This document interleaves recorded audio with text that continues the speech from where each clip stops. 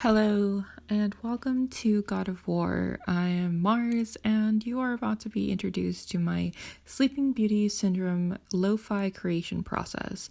It's a small animation that I recently did and was really interested in doing, mostly because of the concept of the Sleeping Beauty Syndrome. Feel free to like, subscribe, and add notifications, and I hope you enjoy the video.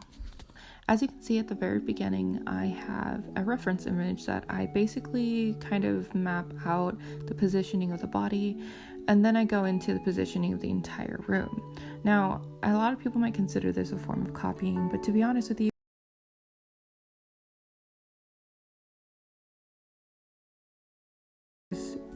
define the image entirely, and then I used another reference photo to change the layout of the entire room. I didn't know that Procreate actually had a reference photo feature, so I just moved around the image on a different layer around while I was going through. Obviously, none of this is in perspective. As you guys can tell, a lot of the things are just kind of like freehand drawn, and there is no perspective whatsoever in it. I highly recommend having either a draw assist layer of some kind in order to do. I do tend to do my sketches in blue and red inks. As you can see, normally blue would be for people and red inks would normally be for backgrounds. It's just a lot easier to differentiate when I'm actually going through the layers. In the future, as you guys are actually looking through this, you'll end up seeing that I really don't know how to animate on Procreate. I'm actually learning and watching videos here on YouTube in order to I toggle between my layers, mostly because it's kind of easier for me. I have a custom line art ink pen that I utilize in order to draw the lines, and then I just basically start drawing in characteristics of what I believe would be accurate. Obviously, line weight is not something that I'm dealing with right now because I just don't really know how to do it very well. Those are the few things that when I do paintings or even watercolors, I don't worry about too much because a lot of afterward. Obviously, digital art is a lot more different, and so it's a little bit more difficult for me, but I'm learning, and I'm not saying I'm professional in any way, and definitely it's a struggle for sure. So what I end up doing is basically just providing the lines that I'm thinking of.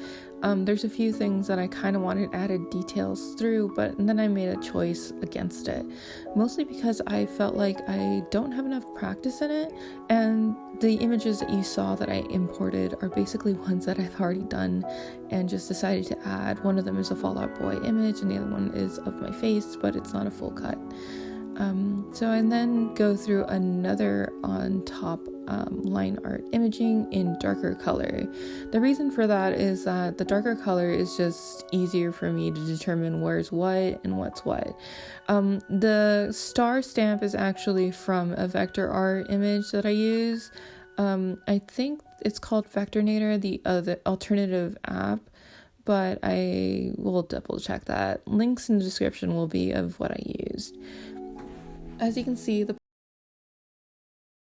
in some degree, and then I just continue to go through it. Now, I did make this animation process much more difficult for myself because I found out you can actually do a hold image at the beginning, but seeing as that I'm barely learning how to animate and have been wanting to animate for a long time, this is actually pretty interesting. So I continued on and went ahead and continued my line art, darkening everything that I wanted to in order to release the bottom portion of the image. Originally, I had a color scheme of like browns and blues, but I realized that it didn't really work out because the images that I wanted to do was too far-fetched and it wasn't as great. So I decided to go with a sunsets kind of situation, warm in some degrees, and if you notice, I'm layering colors for different scenes. The reason for that is because it doesn't actually stay one color when light starts to hit it at different degrees of time. So I decided to make it kind of like a color that would slowly transition into a dark purple in order to show that nighttime was there. I wanted to kind of use textured on the nightstand, but I realized I really didn't know the grain of the wood and which way that would go. So I obviously go through all the different layers to make sure that the color of the nightstand also whatever is going on. Most of the time I just use the shadow color of the previous image in order to continue on. And then just from there generally just got darker. What I did struggle with the most was just to make sure that I had the layers correct, because obviously everything's digitized, so when you start coloring things in, things become kind of like there's like a small pixel line that goes with your lines that I didn't clean up. I think in the future, obviously, I will. You'll see some of my mistakes when I accidentally forget to go into a certain layer, and then obviously I just continue to go through each one. I highly recommend always toggling in between layers, because if you don't, you'll end up kind of losing the coherency of your layers in your gift making process. I am not very good at making gifts right now. I'm still learning.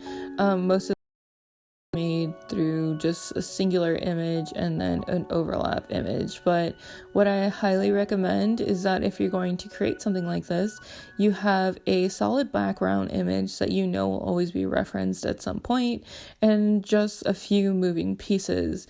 This was the attempt that I was doing with this particular animation, but in reality it didn't work out as well as I would have hoped. And the reason for that is mostly because I didn't have these layers separated well enough into making it into something new. I realize that now in hindsight, I probably should have done that, but I'm still learning. So as you can see, the young girl is now almost completely painted. I tried to keep her as solid as possible. The reason for this was because if I knew how much shadows would work, I do experiment them later. Only because, of course, that's something that I should have used references for different times of the day in order to show where the shadows were. But, hindsight, 2020, whatever, I just didn't really think it through. So I still continued to toggle through the scenes only to make sure that things are correct, including if you notice on the paintings that are on the walls.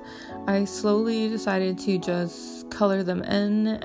I went with 2 complex images, which was honestly not a good idea now, because when you start to compress certain images into smaller pieces, there is an issue that goes on with the pixelation process of it.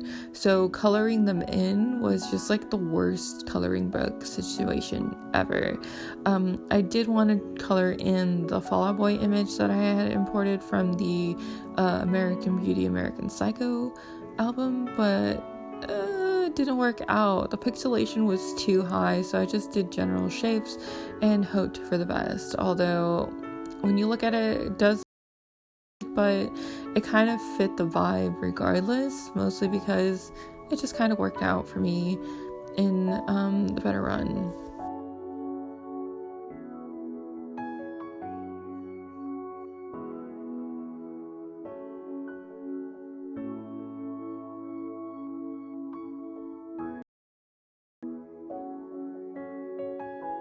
Now, the outside of the window was kind of hard for me, mostly because I just didn't know what to do, so I went with simple shapes. Obviously, it's a little cartoonish because I wasn't really thinking much of it, and I kind of preferred it that way. In this next one, you guys will see a slight positioning of the legs shifting, and the reason for that is because I wanted to make it seem like that she shifted throughout the night and she moved her legs. But what I also realized was when I was doing this, that the shift, of course, on the bed would also be different. So did I do that right? No. Should I have practiced a little bit more? Probably. I actually have a little bit more of I feel really confident in this gift set, mostly because it worked out way better than I anticipated. Like I said before, I was practicing with like shadows, and what I realized was that technically in the position that she was and how the light was hitting her, and even in the position of the buildings outside, I thought. As a matter of fact, it probably would have been a lot more diffused, in which case probably wouldn't have shined that way. Now, the light on the wall also as it travels down was something that I should have diffused a little bit more too, and probably even have made the edges a lot less like linear, if that makes sense. I realized that probably a lot of that information. So if you notice, there's a couple of overlays of like colors that I did to create a kind of transition on the very top. I always toggle through all the layers to make sure it does exactly what I want it to do before the final product actually pretty much. If you notice, as I'm toggling through, I have the slight shift of color, and the reason for that is because there's also kind of like a shadow overlay that I ended up putting on top. The reason for that was just because I wanted to make sure it was right. When things got darker, it actually got darker, and not necessarily like just look like, oh, it's the same color all throughout. And that's not exactly how shadows work. So I decided to do also somebody checking in on her. Now, the reason why I did Sleeping Beauty Syndrome was because it's a neurological, I guess, disorder or mental disorder that occurs in people that end up making them sleep for hours at a time. Most of the time, kind of like a cat-like state where cats sleep for like 20 hours of the day and are only awake for 4. And I felt like people in the pandemic experiencing this a lot more, especially people who have been trying very hard to regulate their sleep patterns that actually have this syndrome.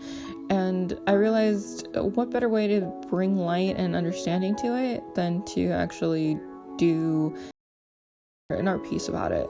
If you notice on the window, we have the kind of like movement of time and the shadows. I just wanted to match them up with what was going on inside the room, but I realized the color schemes that I was using was actually incorrect because I didn't save them to a palette, so I was guessing a lot with the colors instead of just creating a clipping mask. Now, clipping masks are really great because I realized something about them was that basically they are super useful. Like, oh, but there's no shadow of somebody in there. I kind of just anticipated it being one of those lights where like somebody opens it to see if somebody stirred at all with the light to make sure that they everything else, and kind of just like the door that just never really fully closes when you're at home. And yeah, so the small little thing that I did decide to add, at first I was going to add light to the alarm clock on the dresser, but I decided not to, and the only thing I did was add small little details to the phone, and every time it vibrate, move, and have a screen. Basically, this is the entire project. I had a lot of fun with it, and I hope to recreate this in the future when I've done animating for a while.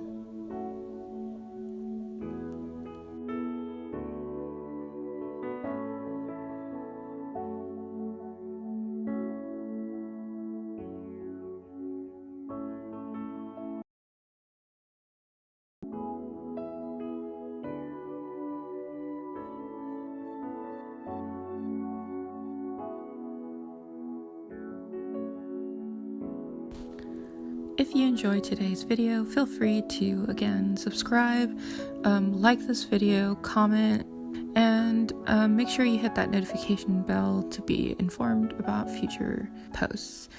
Thanks so much.